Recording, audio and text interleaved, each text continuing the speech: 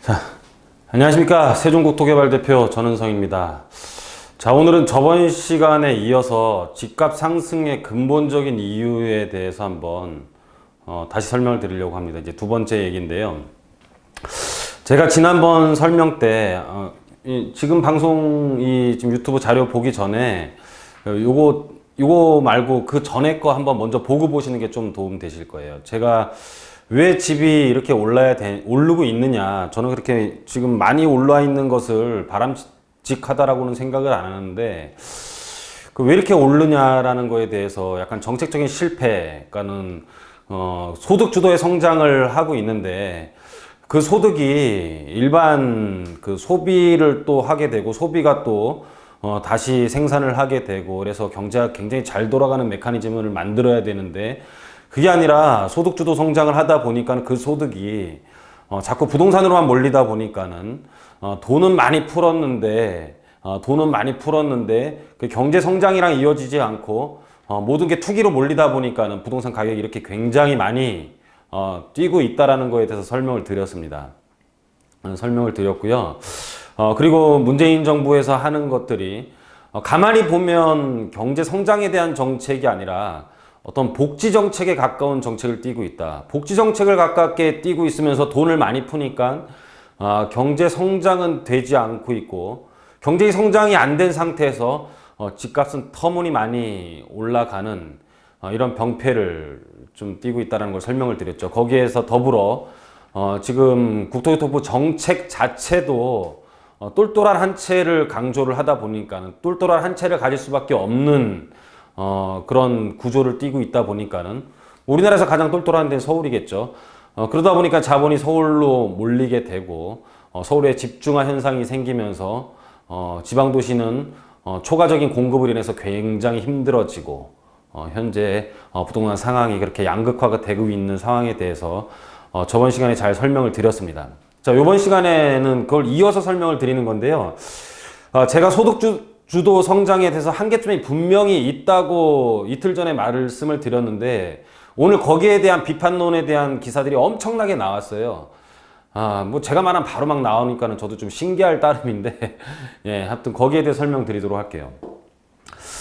자, 이거 이제 18일, 19일 뉴스죠. 이게 제가 이걸 보고 20일 날 일자리 예산 더% 급한불 끄겠다, 실효성이 있을까?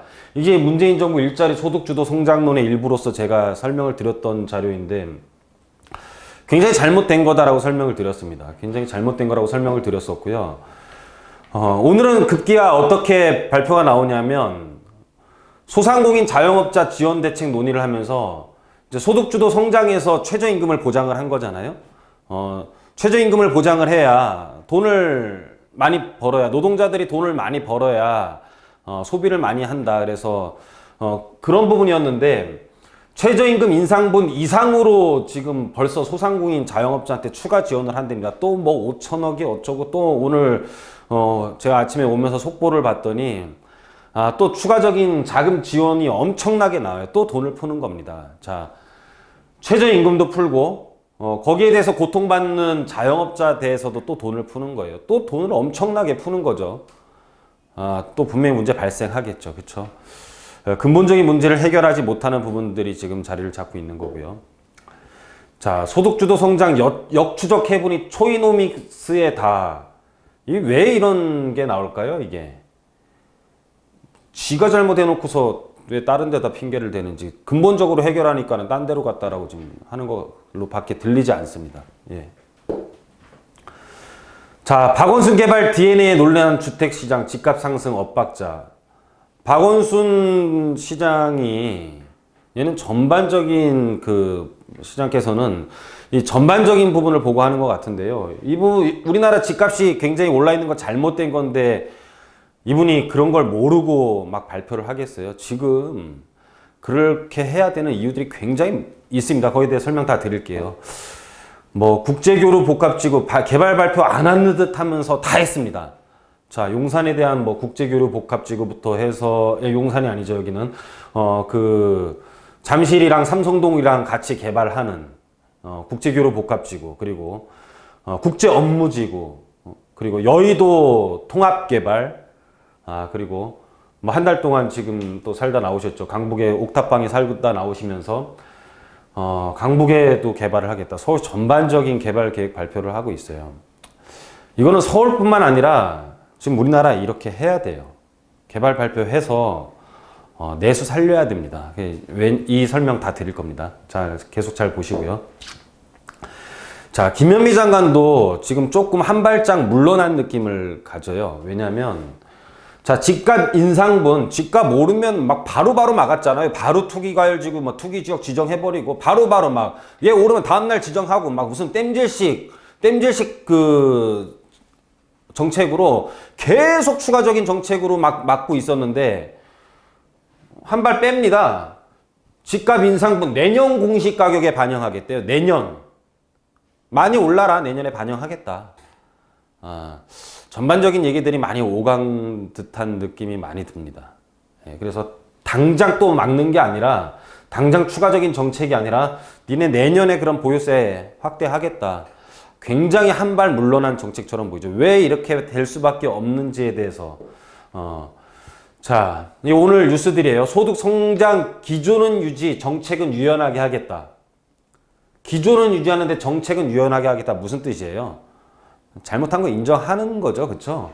지금 소득 성장 한계 맞은 일자리 정보 밑빠진 독에 물 붓기 제가 말한 그대로 다 나옵니다. 뉴스가. 이게 다 이제 어제 뭐 그제 뉴스들 자영업자 등 반발 문재인 정부 소득 주도 성장 한계 야3당은 뭐 소득 주도 성장을 철회해라. 경제라인 경질해야 된다. 그랬더니 이제 8월 20일 오늘 그 뉴스에는 소득 주도 성장 수정 열려 있다. 자, 완전히 한 발 뺀 겁니다. 앞으로 그러면 어떻게 될 것인지 한번 예상을 한번 해보도록 하겠습니다. 자, 뭐 금리 인상을 하고 이제 서민이 파탄 나고 뭐 지방에 미분양이 많아서 그게 앞으로 뭐 문제가 돼서 경매가 나오고 그래서 앞으로 부동산이 떨어진다. 이런 적급 주장을 하려고 하는 거 아닙니다. 그렇게 되면 위험한 사실 다 알고 있죠. 근데 그렇게 안 되려고 정책들은 필 겁니다. 자, 다 문제 되는 거죠. 뭐 모르는 거 아닙니다. 뭐 미국 금리 인상, 뭐 달러 강세, 미국과 중국 통상 압력 둘이 지금 뭐 무역 전쟁 하고 있잖아요. 트럼프 자기가 이길 자신 있다. 싸우고 있는 거예요. 이길 자신 있다라는 건 싸우고 있으니까 이길 자신 있다라는 말이 나오죠. 안 싸우면 이긴다는 말을 안 쓰죠, 우리가. 그리고 기업 부실 급증하고 있고 국정 혼란 지금 여당 야당 뭐 지금 정책 그렇게 하면 안 된다 지금 혼란되고 있잖아요. 그래서 이런 문제들이 우리나라의 가장 큰 문제예요, 지금. 그래서 이런 문제들을 잘 해결을 안 하면은 당연히 대응을 하지 않으면 금융위기 오고 외환위기가 올 수 있죠. 근데 이런 모든 위기를 대응을 안 한다라는 가정하에 뭐 집값이 폭락하네 막 지금 뭐 난리가 났고 있습니다. 그래서 뭐 미국 금리 역전 당연히 뭐 불안한 건 있죠. 불안한 건 있는데 대응을 안 할 수가 없죠. 대응을 합니다. 자, 대응을 하는데 미국 금리 인상 달러 강세 부분에 대해서 당연히 대응을 해야 되는 겁니다. 그리고 그렇지만은 즉각 대응은 하지는 않습니다. 즉각 대응을 할 수 있는 상황이 아니에요. 자, 주식시장 안정세는 필수로 유지를 할 겁니다. 왜냐면 지금 채권시장에서 미국 금리가 더 올라갔다고 해가지고 빠져나가는 돈들보다 우리나라 주식에 투자를 해갖고 돈을 벌려는 돈이 훨씬 더 많이 있습니다. 자본 유출이 주식시장에 들어와 있는 게 채권시장에 들어와 있는 것보다 6배 정도 된다고 합니다. 그게 무슨 뜻이죠? 좀 어렵죠. 자본 유출을 막기 위해 안정적인 주식시장을 형성을 해야 되고요. 우리나라 개방경제시장에서는 주식시장이 채권시장보다 훨씬 더 화랑이에요. 그래서 현재 외국인 보유액이 주식시장에 6천억 달러이고 채권시장 1천억 달러예요. 금리보다는 주가락으로 유출될 가능성이 더 높아요. 금리도 문제이지만 주가를 떨어지는 게 막는 것이 우리나라의 급선무라고 보시면 돼요. 그래서 환율은 당연히 이거 채권시장에서 빠져나가는 것도 막아야 되고 환차손으로 또 뭐 발생하는 뭐 여러 가지들이 있기 때문에 환율 점진적 상승은 유도하지만은 급격한 자본 유출을 방지하기 위해서 우리나라 주식 안정시키는 거에 대해서 굉장한 노력을 많이 할 겁니다. 자, 기업의 가치가 주식에 대한 지수로 나오는 거죠. 주식의 가격은 기업에 대한 미래 청산 가치고, 주식 시장에 대한 그 기업에 대한 가치들도 물론 기술력이나 여러 가지들도 있겠지만은 상당히 부동산이 차지하는 부분들도 크다라고 말할 수 있을 겁니다. 그래서 기업의 주식에 대한 부분들, 기업들을 살리기 위해서라도 금리는 급격하게 올리지는 못합니다. 개인에 대한 문제뿐만 아니라 전반적인 뭐 주택이 뭐 지방인 미분양이니 이런 뭐 우리 단순한 논리를 얘기를 하려고 하는 게 아니고요. 전반적인 더 큰 거시적인 부분을 오늘 말씀드리려고 합니다. 뭐 이런 얘기 했더니 뭐 답글에 뭐 전은성이를 재정경제부 장관으로 이상한 소리들 하지 마시고 그냥 여러분들이랑 공감 나누려고 하는 거고, 좀 알아야 될 부분들, 너무 이 집이 오르고 내리고에 대한 부분들에 대해서 조금 더 크게 생각을 해보면은 우리나라 입장에서 전반적인 경제, 집이라는 것이 집이 오르고 안 오르고는 경제의 어느 일부분이에요. 근데 이 경제 일부분 때문에 전체를 망하게 하지는 못한다라는 게 우리나라의 정책의 어떤 방향이라고 보시면 될 것 같아요. 그래서 너무 집값 갖고만 우리나라 경제가 크게 왔다 갔다 하는 건 아니다라는 거죠. 그러면 기업 투자 유지 정책, 지금 미국과 중국 통사 감면 및 기업 부실이 급증하는데 기업 투자 유치 위주 정책으로 쓸 것이 거의 확실하죠. 지금은 기업 투자 유치를 하는 게 아니라 소득 주도 성장, 그러니까는 거기에 대한 그 노동자들에 대한 소득에 대해서 우선적인 신경을 쓰는 정책을 썼잖아요. 그게 지금 실패한 걸 청와대도 아까 인정한 자료들을 제가 보여드렸죠. 자, 그래서 기업 투자 유치 위주 정책을 쓸 건데 어떻게 되냐면 내수산업 육성에 대한 내수산업 육성 중요성, 그리고 기업 구조조정 필요성을 지금 이건 굉장히 중요한 사안입니다. 그래서 지금 국정 혼란 이 부분에도 해당되는 건데 이것들은 그 빨리 해결해야 됩니다. 해야 되는 부분이고요. 자, 소득 주도 성장의 한계성이 분명히 지금 대두가 됐고, 좀 기업 투자 환경을 개선할 것 같습니다. 기조는 유지하되 정책은 계속 그 변경할 것을 시사를 했는데, 이제 뭐 좌파, 우파, 진보, 보수를 가릴 때가 아니고요. 그동안에 지금 소득주도 성장으로 인해서 어떤 진보의 성향으로 정책을 했다면 그거 너무 나누지 마시고, 지금 우리나라 굉장히 위험한 상태이거든요.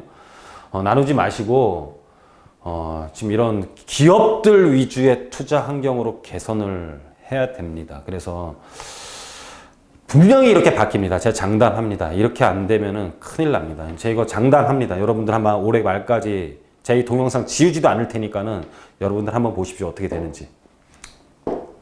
자, 국정 혼란 부분. 규제 여파 경기 확장 정책인데요. 이것 때문에 부동산을 못 내립니다. 자, 우리나라 지금 재정 건전성 확보를 위한 세원 확대도 해야 되는 거고요. 현 부동산 정책 가격 상승이 있더라도 풀어줄 수밖에 없는 상황에 봉착이 돼 있는 게 뭐냐면, 지금 우리나라 내수를 확보를 해야 되잖아요. 아까도 말씀드렸듯이 기업을 살려야 되고, 지금 미국 중국 통상 압력 때문에 기업 부실 급증하면은 1차적으로 살려야 되는 거는 내수 시장이에요. 그 내수 시장인데 내수가 살아나려면은 지금 돈 풀어서 안 되는 건 알고, 결론은 지금 본인이 잘 살아야지만이 돈을 더 많이 쓸 거 아니에요? 본인이 잘 산다는 생각을 갖고 있어야지만이, 또는 돈이 계속 늘어난다는 생각을 갖고 있어야지만이 돈을 쓰게 되는데, 사실 그래서 부동산 가격이 많이 올랐지만은 부동산을 낮추지도 못하는 이유 중에 하나가, 부동산을 낮추게 되면은 정말로 진퇴양난에 빠져서 내수까지도 죽게 됩니다. 그래서 정책적으로는 이런 낮추는 것처럼 여러 가지 정책들을 보이긴 하지만은 직접적으로 낮추지도 못하는 어떤 소심한 정책밖에 필 수 없는 거고요. 이제 나중에 앞으로 이런 정책들이 어떻게 흘러갈지에 대해서도 설명드릴 겁니다. 지방 굉장히 어렵죠. 분명히 조세특례 제한법처럼 나오고요. 미분양에 대한 특별 혜택들 분명히 나옵니다. 안 나올 수가 없습니다. 제가 말씀드렸죠. 이 동영상 안 지울 겁니다. 안 지울 거고요. 분명히 앞으로 나옵니다. 앞으로 나와가지고 돈 있는 사람들, 서울에서 돈 많이 올라서 돈 많이 벌었고, 그 돈이 또 지방 도시에 흘러가서 지방 경기도 살리고 거기에 대한 기업들도 살릴 수 있는 정책으로 분명히 변하게 됩니다. 여러분들 한번 잘 보시고. 그래서 여러 가지 상황들을 지금 놓고 봤을 때 대외적인 부분들과 대내적인 부분들, 금리 인상은 천천히 올릴 것이고요. 우리나라에 대한 기업들을 지금 살려야 되는 부분들, 그리고 주식시장 유지하려면 기업들 살려야 되겠죠. 그 기업들 살리기 위해서 내수시장 유지하려면 부동산 못 떨어뜨립니다. 그러면서 나라에서 계속 또 돈을 풀고 있죠. 돈을 풀고 있는 상태에서는 사실상 실물 가격이 떨어지기가 굉장히 어렵죠. 인플레이션이 일어나죠. 자, 인플레이션이 일어나는 것들, 물론 인플레이션이 일어나면은 소비들도 일어나는데요. 이런 것들이 사실 어디선가 나중에는 분명히 부작용이 생길 수도 있습니다. 거기에 대한 대응책들도 또 만들어야 되는 것도 사실이고요. 하지만은 단순 이 짧은 기간 안에는 부동산 가격이 또 돈을 이렇게 풀고 내수 시장을 살리기 위한 정책을 쓰는 동안은 떨어지기 굉장히 힘든 여건을 갖고 있다고 보시면 될 것 같습니다. 그래서 여러 가지 여건들을 좀 한번 살펴봤습니다. 물론 금리가 이렇게 올라가고 양극화되고 그러면은 분명히 어떤 근로 의욕도 상실하게 되고 그런 것들은 굉장히 안 좋습니다. 그리고 지금 청년 실업 급증, 청년들 실업 급증하면 결론은 청년들을 뽑을 수 있는 기업들도 살릴 수밖에 없는 거고요.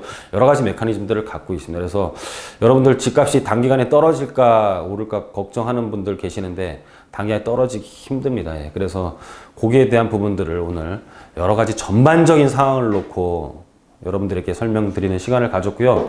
앞으로도 상황에 맞게 여러분들에게 현황에 대해서 자세하게 짚어보는 시간을 갖도록 하겠습니다. 여러분들 뭐 저는 막 이렇게 인상수가 다 마지막에 이렇게 근데 좀 이렇게 좀 약간 소리로도 지르고 해야 안 지겨워요. 제가 솔직히 다른 뭐 유튜버들도 보고 이 부동산 정책 뭐 이렇게 보는데요. 되게 졸리더라고요. 막 조용히 뭐 재워놓고 시작하고 막 그래요. 뭐 자장가처럼 들려요. 막 저처럼 이렇게 흥분을 해야 사람들이 계속 보는 것 같아요. 제 느낌엔 좀 그래요. 뭐 저만 그런가요? 조용히 말해주는 거 좋아하는 사람도 있고 뭐 밤에 이불 뒤집어 쓰고 몰래 이렇게 보는 사람들도 있겠죠. 근데 하지만 좀 이렇게 말을 하면 더 좀 예능도 오바 많이 하잖아요. 그런 것처럼 좀 그래야 조금 더 잘 들리는 것 같습니다. 여하튼 간에 저희랑 계속 같이 하기 위해서는 구독하기 눌러주시고 뭐 좋아요도 눌러주시고요. 그리고 뭐 알람 설정하는 것도 있다고 하더라고요. 알람? 여하튼 간에 알림이겠죠. 알람은 알림.